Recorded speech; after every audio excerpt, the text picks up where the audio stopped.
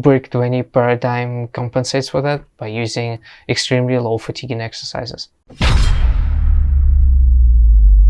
Sup everyone, this is Dimitri, and as you can see I've moved to a new location, and that is back to my hometown because of the lockdown in Moscow. I actually moved quite a while ago, but I haven't made any talking videos. If you have seen any of my recent exercise demonstration videos, then you could notice that I'm working out in a new gym, which is quite fantastic because it has a free motion machine just like the one Doug has, and it also has a multi-hip machine, which I've had limited success with because it actually broke the first time I used it, but it's fixed now, and hopefully I'm gonna be able to use it to its full potential. Alright, so to the topic at hand. This is a third day in my 5-day split, and that is a back and arms day. It's a short and sweet one consisting of just 5 exercises. The first exercise is the main one and the only one I'm using for my back. That is a lat pull-in. In short, it's a really great isolation exercise. The main thing about it is setting up the pulley so that the arm, when you pull, makes a 30-degree angle at the top stretch position to avoid the mechanical disadvantage, and keeping your arm and keeping your palm up all the way throughout the exercise. For a more detailed explanation, you can check out my video. I'll put a card up there. As for the sets, I started out at 4 sets on week 1, and now I'm on week 6, and I've moved up to 7 sets plus a drop set. It's quite a lot, and it takes up quite a lot of time, but I'm gonna be deloading soon, and hopefully I'm not gonna be spending that much time in the gym. It does fry your lats though. Alright, the next 2 exercises, and it's a superset. That is a decline easy bar Skullcrusher and a hammer curl. Alright, starting with the Skullcrusher, it's actually more akin to a cable pushdown when done with a proper form than a regular Skullcrusher, in the sense that it keeps your elbows close to your body, and it really isolates the triceps as a whole muscle without prioritizing the long head, which a regular Skullcrusher might, or especially if you do it lying on a bench overhead like this. The 2 tips for performing that exercise, or the main technique points, is that you have to keep your elbows in the same place at all times, and recording your sets or just looking in the mirror helps with that a lot. And the second point or cue is you should imagine yourself throwing something towards your legs. That really helps me visualize the motion and perform it correctly without using the front delts, which could be the case, and actually someone pointed it out when I posted one of my videos. And the second exercise in the superset is a hammer curl to target that brachioradialis, the muscle on your forearm. It's really a basic exercise with no fancy setup, which just goes to show that some conventional exercises still have their place and are extremely good. Just one slight alteration to this exercise is that I do it seated to avoid any kind of swinging motions, which could take away the focus from the biceps. Now, I should probably explain what a superset is, or what I mean by it, because some people have different definitions of that technique. What I mean by a superset is you do your first exercise, then do your second exercise with no rest, trying to do it as quickly as possible, get into that machine or a bench or whatever, just trying to start it as soon as possible, and then take, after performing that exercise, taking normal rest time, or maybe a bit shorter, because the muscles worked by the previous exercise were recovering that whole time while you were doing the second exercise. And actually, as Doug points out, they might be recovering even more than if you were just sitting around because of reciprocal innervation. As for the volume, on the first week I started out at 3 rounds of this superset, moving up to 7 rounds plus a drop set.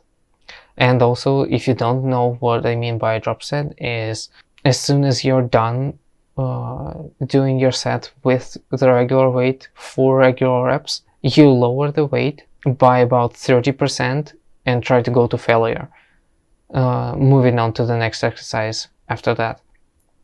It's a quite simple technique to help cram in more volume in a short period of time, but it does generate a lot of fatigue, which is not really an issue because the whole BRIG-20 paradigm compensates for that by using extremely low fatiguing exercises. Alright, so the fourth exercise in this day is a forearm exercise, and it is a wrist curl. Alright, the reason why I do direct forearm work in my program is that the BRIG-20 doesn't have that many heavy pull-in motions like a deadlift or a stiff-legged deadlift or rows or even pull-ups.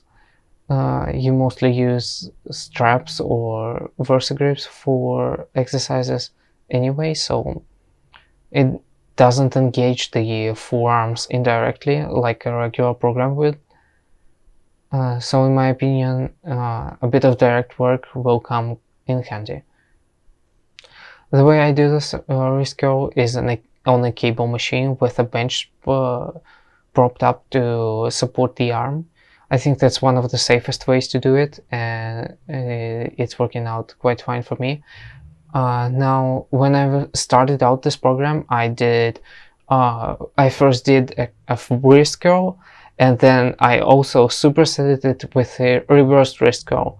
I've changed my mind about that, and I ditched the reverse wrist curl just because of the fact that these muscles aren't very growth prone, and I was probably wasting my time doing it.